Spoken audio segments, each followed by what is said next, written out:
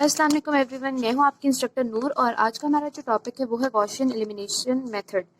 ठीक है, या इसको गॉस एलिमिनेशन मेथड भी हम कह सकते हैं इन शॉर्ट फॉर्म।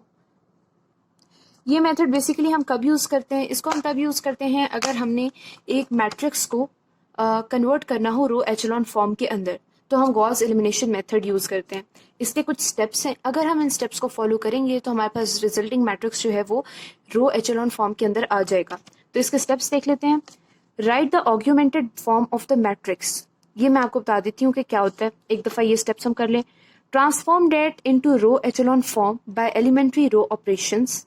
ठीक है, इसका एक स्टेप अभी तक ये है कि आपको इसको रो एचेलॉन फॉर्म में कन्वर्ट करना होता है। ठीक है, उसके बाद आपने क्या करना है कि write the system of equations corresponding to resulting matrix in row echelon form. इसका भी आपको पता लग जाएगा जब मैं आपको एग्जांपल कराऊंगी। ठीक है, use back substitution method to find the solution of the system. ठीक हो गया। अब इसमें बेसिकली जो मेन बात यह है कि हम एक सिस्टम ऑफ लीनियर इक्वेशन का सॉल्यूशन फाइंड करते हैं।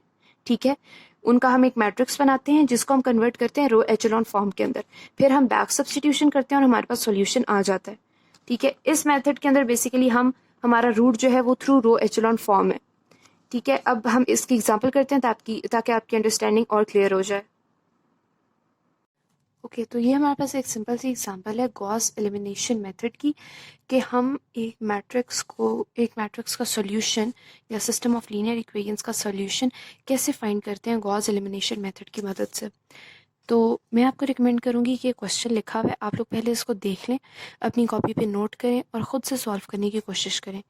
अगर आप लोगों से सॉल्व नहीं होता तो, या आप लोगों से हो जाता है तो आप सॉल्यूशन कंफर्म कर लें। ठीक है, ये हमारे पास इसका सॉल्यूशन है, ये देख लें आप लोग, पहले आप खुद करके देख लें और अगर आपसे कोई स्टेप नहीं हो रहा तो फिर आप सॉल्यूशन देखिएगा। अब ये देखें कि ये हमारे पास सिस्टम ऑफ लीनियर इक्वेशन है, इसका हमने सिंपली एक ऑग्यूमेंटेड मैट्रिक्स लिखा है। ये हमने यहाँ पे इसका ऑग्यूमेंटेड मैट्रिक्स लिख लिया है।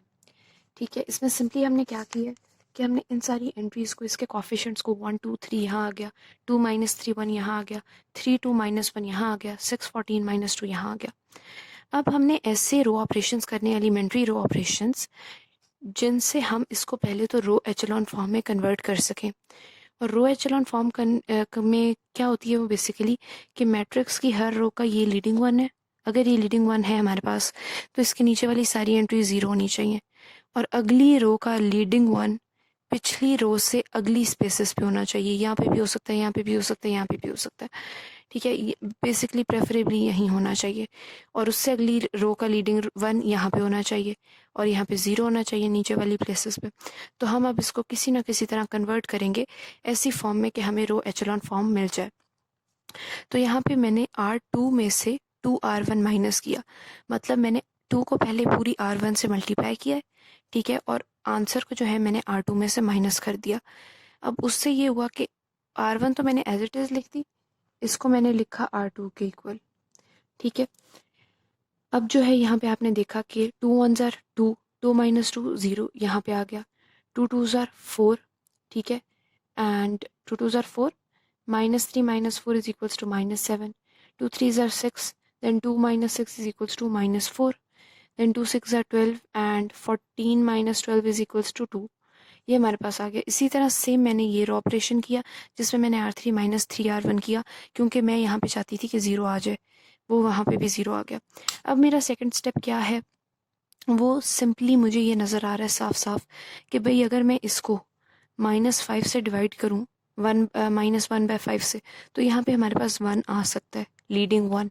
ठीक है, मैंने इस पूरी रो को -5 से डिवाइड किया। ठीक है, या आप कह लें मल्टीप्लाई किया -1/5 से, तो मेरे पास आंसर ये आ गया। ठीक है, -5 को -5 से डिवाइड किया, 1 आ गया, -10 को -5 से किया, 2 आ गया, -20 को -5 से किया तो 4 आ गया। ठीक हो गया। अब मैंने क्या किया, मैंने दोनों रोज़ को स्वैप कर दिया, R2 और R3 को। स्वैप मैंने क्यों किया, क्योंकि मैंने आप लोगों को ऑलरेडी बताया है कि पहली रो के बाद दूसरी रो का लीडिंग वन इस जगह पे होना चाहिए। अब बजाय इसके कि हम इसको 1 में कन्वर्ट करें फिर इसको 0 में करें, बेहतरीन तरीका इस वक्त ये है कि हम इन दोनों को स्वैप कर दें। इन दोनों को हमने स्वैप किया तो क्या हुआ, हमारे पास ऑटोमेटिकली यहाँ पे ये रो इधर हमने कर दी और ये लीडिंग वन हमारे पास आ गया। अब हमारा सेकंड मिशन क्या है कि हमें इस प्लेस पे 1 चाहिए और इस प्लेस पे हमें 0 चाहिए। अब उसके लिए हम क्या करेंगे,